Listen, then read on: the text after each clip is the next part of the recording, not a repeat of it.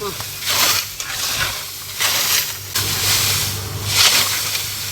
bak yakala.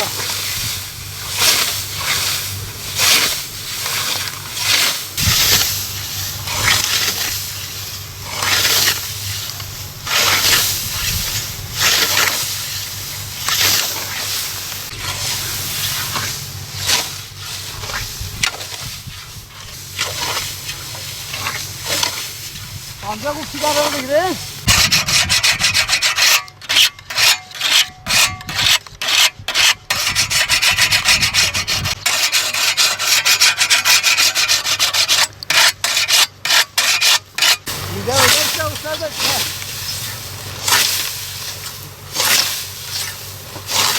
برای من به داسته دودرین و به ترپانه زمانه که و صابین ها بیشتر میچر در کنه ایدی که از نادر تا ترپانه جه و ها نخواهش مونه جرمانش قرار ترپان تکن دارا خواهد کن در باست بت والله خدا دمه دنیا حتی نه هست کم تراستی ببین او گرم هم هیرو بینه گوه ملین هیدی باش در باست جرمانان هوات جرانجی گرم جران هم طوری نخوره ها در باست بت شد روزی 8 ساعتان کشین جران تبتا 12 ساعت ایدین ها نه زمانه که من 12 ساعت کشون هم 8 تمامی نکشین هم نهندت کشین ایدی ملت هیرا راحتی بیا ساعت حتی دهانت رازن دهانت رامون خوابتن حتی که پنجم پولیس کن تشنه مالا نه راحتن برای همه پیگان جهد کردن نه همه بینه دیرکتور بینه بیچار خالیدی نه قوی نه خوابت همه دستگاه در کنه راحت خوش زمانه که و نبی زمانه که من همه پیشتا خواهد کشان خوابتی نه شب روز خودی نه دوبی نه راحتی بیایدی که زمانه که zorluktunun. Hareket o zamana ki jiyon ha zaftır bi. Zamana ki ta çöpe tabi çil çöptür. Akir ne ha hindikti kimti ne ha çöpe ki tabi 20 çöp, 10 çöp, 10 çöp.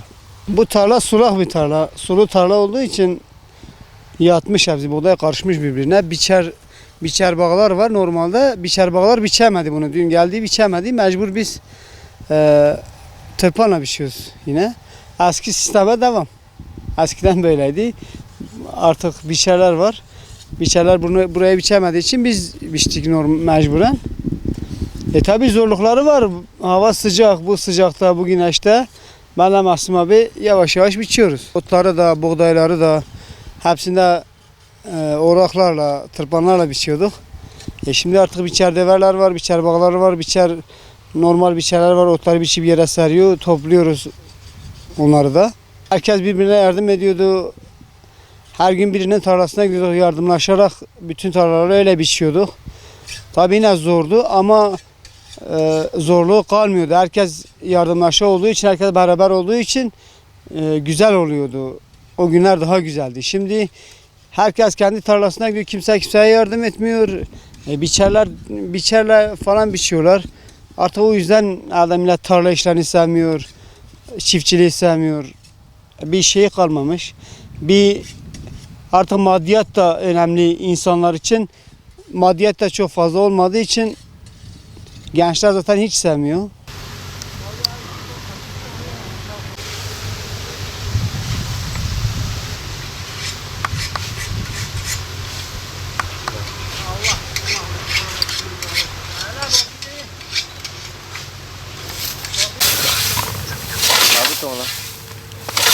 Ya 200 liraya verecek.